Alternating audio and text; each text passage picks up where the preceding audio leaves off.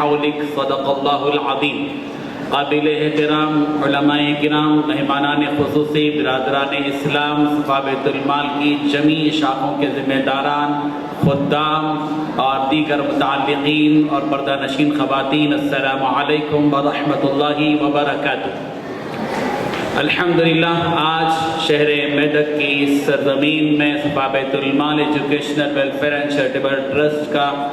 سالانہ ریاستی تربیتی اجلاس منعقد ہوا، اور آج صبح ہی سے مدرسہ مدینۃ العلوم میں ان تمام شاخوں کے ذمہ داروں نے ایسے واقعات اور مؤثر واقعات رفاہی اور فلاحی خدمات کے آپ کے سامنے پیش کیے، جن خدمات کو سن کر آپ یقیناً آپ فائدہ ہوئے ہیں۔ اللہ تعالیٰ ان تمام کو اجر جزیل عطا فرمائے۔ دراصل صفا بیت المال کیا کام کرنا چاہتا ہے، یہ بیت المال کیوں قائم کیا گیا، اس کا پیغام کیا ہے، اس کا پس منظر کیا ہے،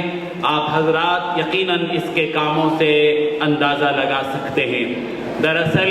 صفا بیت المال کا مقصد یہ ہے کہ آج سے 1450-1500 سال پہلے نبی کریم حضرت محمد رسول اللہ صلی اللہ علیہ وسلم نے مدینہ منورہ میں جو مدنی معاشرہ قائم کیا تھا، اسی مدنی معاشرے کو ہندوستان کی سرزمین میں دوبارہ زندہ کرنا ہے عملی میدان میں، کہ پیارے پیغمبر صلی اللہ علیہ وسلم نے مدنی معاشرے میں یتیموں کی کفالت کی تھی، یتیم بچوں کے سروں پر شفقت کے ہاتھ پھیرے تھے، اور اللہ کے رسول نے یتیم بچے کی بے کسی کو دیکھ کر آپ دیدہ ہو کر اس کو اپنے ساتھ لے کر وہ جملہ بیان کیا تھا کہ آج سے اگر محمد تمہارا باپ اور عائشہ تمہاری ماں بن جائے تو تمہارا کیا خیال ہے؟ اس بچے نے کہا تھا تو پھر تو میرے لیے عید کا دن ہے۔ پیغمبر نے اسی بچے کو اپنے گھر لے جا کر امی جان حضرت عائشہ صدیقہ سے کہا تھا، عائشہ مبارک ہو، عید کا دن اللہ نے تمہیں ایک بیٹا دیا ہے، یہ بیٹا تمہیں مبارک ہو۔ بزرگوں، صفا بیت المال مدنی معاشرے کو ہندوستان کی سرزمین میں دیکھنا چاہتا ہے۔ ہم چاہتے ہیں کہ پیارے پیغمبر صلی اللہ علیہ وسلم نے جو کام مدنی معاشرے میں کیا، آپ کے وارثین علماء کرام، ائمہ کرام جو دینی خدمات میں مصروف اور مشغول ہیں، وہ اپنے تمام دینی خدمات کے ساتھ ہندوستان کی سرزمین میں مدنی معاشرے کو زندہ رکھیں۔ مساوات کی بات ہو، رواداری کی بات ہو، محبت کی بات ہو، الفت کی بات ہو، ہمدردی کی بات ہو، غمخواری کی بات ہو، اخوت اسلامی کا مسئلہ ہو، حمیت ایمانی کا مسئلہ ہو، ان تمام کاموں کی انجام دہی کے لیے وہ سر بکف ہو کر اور کمر بستہ ہو کر ہندوستان کی سرزمین کے عوام میں، چاہے وہ مسلمان ہو، چاہے وہ ہندو ہو، چاہے وہ سکھ ہو، چاہے وہ عیسائی ہو، چاہے وہ بڑا ہو، چاہے وہ چھوٹا ہو، چاہے وہ امیر ہو، چاہے وہ غریب ہو، چاہے وہ کمزور قسم کا ہو، چاہے وہ طاقتور ہو، سب کے درمیان میں گھسنا اور ٹوٹے دلوں کے درمیان میں پہنچ کر ان کی ہمت باندھنے کے لیے ان علماء کرام کو آج سے 7 سال پہلے اٹھایا گیا اور کہا گیا کہ تم مسجدی امامہ نہیں، تم مسجد کے امام نہیں ہو، تم للناس امامہ تمہیں بننا ہے، تمہیں لوگوں کا امام بننا ہے، تمہیں غریب محلوں میں جانا ہوگا، غربت کی غریبوں کی بے کسی کا احساس تمہیں اپنے دلوں میں پیدا کرنا ہوگا، تمہیں یتیموں کے دروں تک جانا ہوگا، تمہیں ان بے سہارا بیواؤں کے گھروں تک پہنچنا پڑے گا جن بیواؤں کی خدمت میرے اور آپ کے پیارے آقا نے کی ہے، جس نبی کے سامنے ایک بوڑھی بیوہ خاتون نے آ کر کہا تھا، اے محمد صلی اللہ علیہ وسلم میرے گھر میں کام ہے، اس سرکار نے کہا تھا چل مجھے لے چل، تیرے گھر میں جو کام بھی ہے وہ میرے ہاتھوں سے لینا۔ معلوم یہ ہوا کہ صفا بیت المال وہی کام انجام دینا چاہتا ہے جو کام مدنی معاشرے میں میرے اور آپ کے پیارے آقا حضرت محمد رسول اللہ صلی اللہ علیہ وسلم نے کیا اور آپ کے صحابہ کرام نے کیا۔ وہ صحابہ جن صحابہ کرام نے رات کی تاریکی میں جبکہ سارے لوگ سو رہے تھے یا اپنے گھروں میں عبادتوں میں مصروف تھے، وہ صحابہ کرام تھے، حضرت ابوبکر صدیق تھے جنہوں نے ایک بوڑھی ضعیف خاتون کی روزانہ خدمت کرنے کو اپنا معمول بنایا تھا، وہ عمر فاروق جو راتوں میں گشت کرتے تھے اور لوگوں کے احوال دریافت کرتے تھے اور بھوکے پیاسے بچوں کی بھوک کو مٹا کر خوش ہوتے تھے، ان کو روتا دیکھنے کے بعد اس وقت تک مطمئن نہیں ہوئے تھے جب تک کہ ان کو ہنستا ہوا نہ دیکھ لیں۔ وہ عمر فاروق جنہوں نے درد زخم میں مبتلا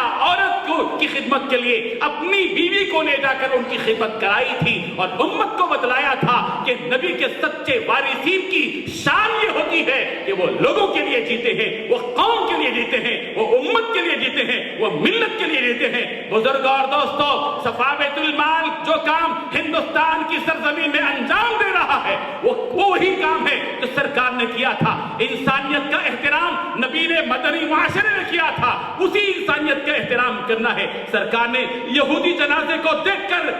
کہا کھڑے ہو گئے تھے، صحابہ نے کہا تھا یہ تو یہودی کا جنازہ ہے، آپ کیوں کھڑے ہو گئے؟ سرکار نے فرمایا اگر وہ یہودی ہے انسان تو ہے، اس کی انسانیت کے احترام میں میں اس جنازے کے احترام میں کھڑا ہو گیا۔ بزرگ اور دوستو، صفا بیت المال اگر بے روزگار افراد کو روزگار دینے کی کوشش کرتا ہے، یہ بھی میرے نبی کی سنت ہے۔ مدنی معاشرے میں سرکار دو عالم ہم نے ان صحابی کو، جن صحابی نے آ کر سرکار سے کہا تھا اے اللہ کے رسول بھوکا ہوں، پریشان حال ہوں، میری ضرورت پوری کر دیجئے، سرکار نے کہا تھا تمہارے پاس کیا ہے؟ کہا میرے پاس 2 چیزیں ہیں۔ کہا لے آؤ، وہ 2 چیزیں لے آئے۔ مسجد کے ماحول میں سرکار نے ان 2 چیزوں کو اپنے دست مبارک سے اٹھا کر مجمع سے کہا تھا کہ تم میں سے کون ان 2 چیزوں کو خریدے گا؟ ایک صحابی نے کہا 1 درہم میں خریدوں گا۔ سرکار نے نیلام فرمایا اس سے بڑھ کر کون دے گا؟ ایک صحابی نے کہا میں 2 درہم دے کر خریدوں گا۔ سرکار نے وہ 2 درہم لے کر وہ 2 چیزیں ان کی حوالے کر دی،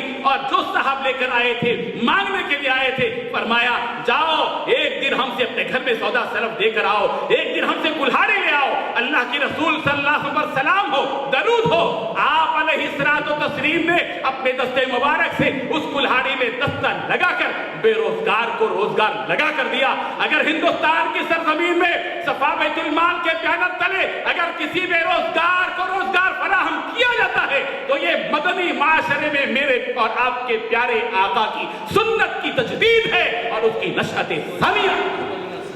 بزرگوں اور دوستو، اگر صفا بیت المال اس ہندوستان کی سرزمین میں کسی بیمار کی عیادت کرنے کے لیے دواخانہ پہنچتا ہے، یہ مدنی معاشرے کی تجدید اور نشأت ثانیہ اس اعتبار سے ہے کہ میرے پیارے آقا نے انسانیت کی بنیاد پر بیماروں کی عیادت کی ہے۔ اور وہ سرکار جو سرکار دو عالم صلی اللہ علیہ وسلم، جس بڑھیا نے، جس خاتون نے آپ پر کچرا پھینکنے کو جبکہ آپ اس کے گھر کے سامنے سے گزرتے ہیں، کچرا سرکار کے جسم پر ڈالنے کو معمول بنایا تھا اور اس کا معمول منقطع ہو گیا، سرکار بے چین ہو گئے، ان کے پڑوسیوں سے پوچھا کیا حال ہے اس خاتون کا، کہیں بیمار تو نہیں؟ اطلاع دی گئی کہ ہاں وہ بیمار ہے۔ پیارے پیغمبر اس خاتون کے پاس پہنچتے ہیں جو مشرکہ ہے، تکلیف پہنچانے والی ہے، اور اس کی عیادت کرتے ہیں، اس کی خدمت کرتے ہیں۔ صفا بیت المال اگر بیماروں کی خدمت کے لیے اور بیماروں کی تیمارداری کے لیے پہنچتا ہے تو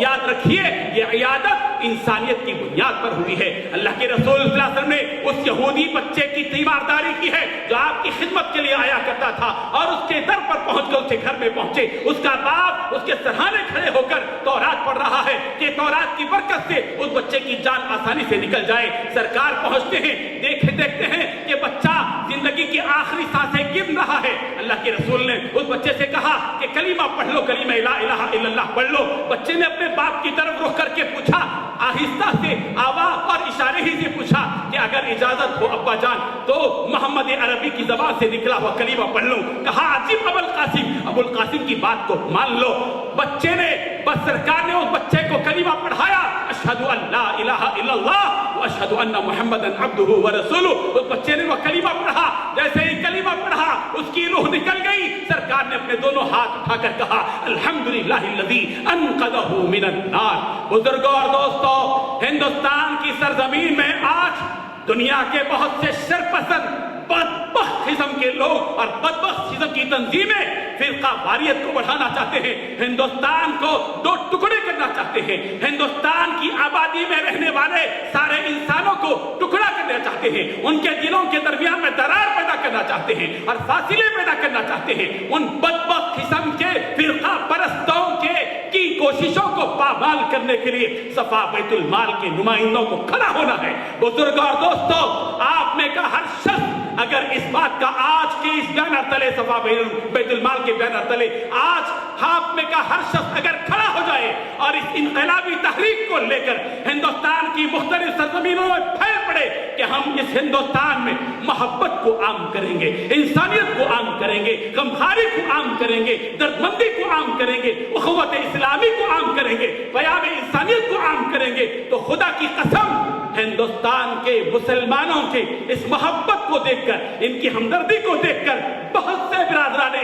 اسلام کے دروازے پر کھڑے ہوئے ہیں۔ اگر ہمارے اخلاق کا دروازہ کھل گیا تو ان کے ایمان میں داخل ہونے کا دروازہ بھی ضرور کھلے گا۔ کہاں انشاءاللہ ضرور کھلے گا۔ بزرگوں اور دوستوں، ضرورت اس بات کی ہے کہ جو پیغام صفا بیت المال دینا چاہتا ہے خدمت خلق کا، مخلوق کی خدمت کا، ٹوٹے دلوں کے کہ افراد کے قریب جانا، ان کی مدد کرنا، بیماروں کے قریب جانا، ان کی نصرت کرنا، یہی وہ کام ہے جس کام کو میرے اور آپ کے پیارے آقا صلی اللہ علیہ وسلم نے ہجرت سے پہلے بھی کیا، نبوت سے پہلے بھی کیا، نبوت کے بعد بھی کیا، ہجرت سے پہلے بھی کیا، ہجرت کے بعد بھی کیا، مکی زندگی میں بھی کیا، مدنی زندگی میں بھی کیا، سفر اور حضر میں بھی کیا، رات اور دن میں بھی کیا۔ بزرگوں اور دوستوں، ہر حالت میں خدمت خلق کے اس فریضے کو ادا کرنے کا وقت آ چکا ہے۔ ابھی حالات اتنے خراب نہیں ہوئے ہیں اور اللہ کی ذات سے امید ہے کہ انشاءاللہ